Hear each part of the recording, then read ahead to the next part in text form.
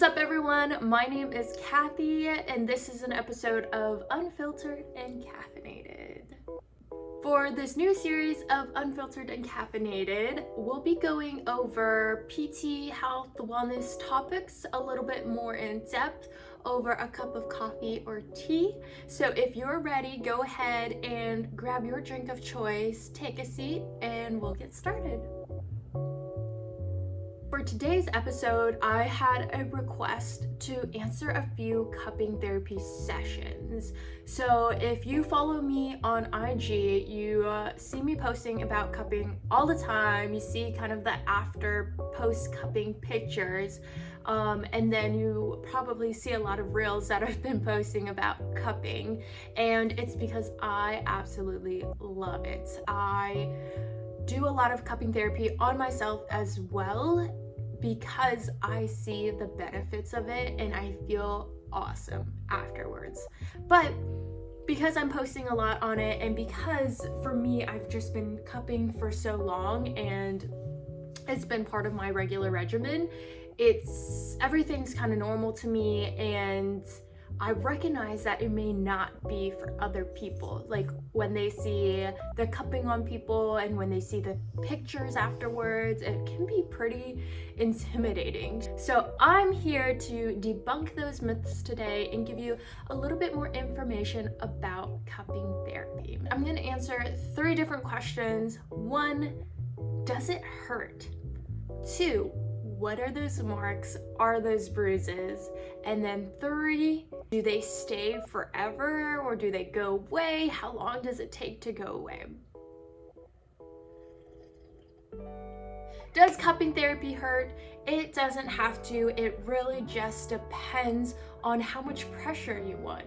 So if you want more of a relaxing session, then I'll use less pressure for you. But if you want more of that deep suction to get more muscle release, then I'll use more pressure, which may be a little bit more sensitive at first, but it'll start to loosen up and feel better as we go. So it really just depends on what your expectations are from the cupping therapy session, and I'll adjust accordingly. So second question was, what are those marks? Are they bruises? They are not bruises. Bruises happen when the capillaries are broken. Capillaries are like different blood vessels where blood runs through, right? So when it's broken, then the blood seeps out, and then it's how you get that splotchiness on the skin.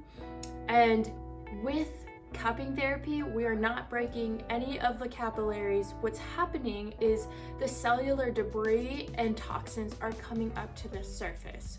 So especially if you have had like past injuries, all of that like cellular debris is finally kind of being released with the suction, because it separates the skin layers, the muscles separate, so now it has space, has a little bit more friction to kind of release some of that. And so I'll just tell people to drink lots of water to help it clear.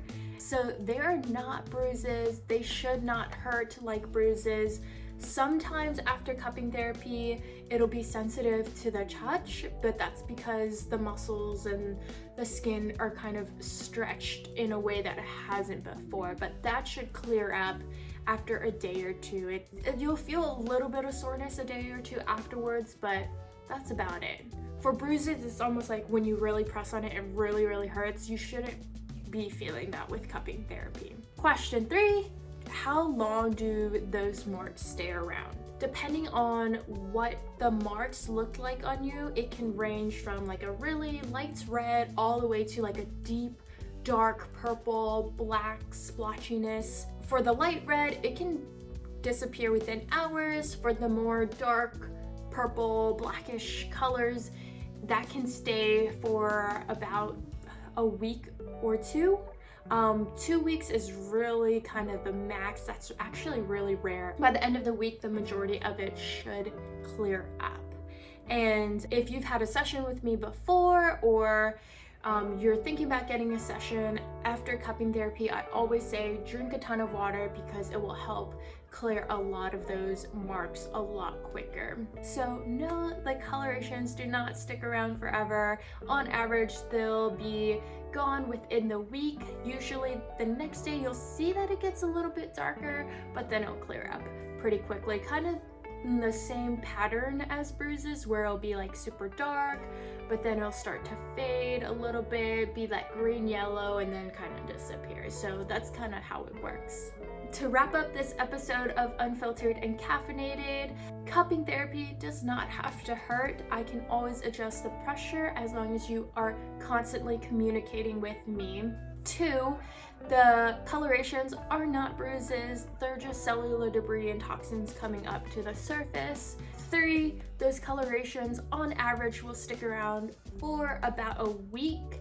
That is all, folks. If there are more questions that you have about cupping therapy or you'd like to see a demonstration, let me know, comment below, and I'll try to do that for you in a future episode. All right, thanks for joining me. I'll see you in the next one. Bye.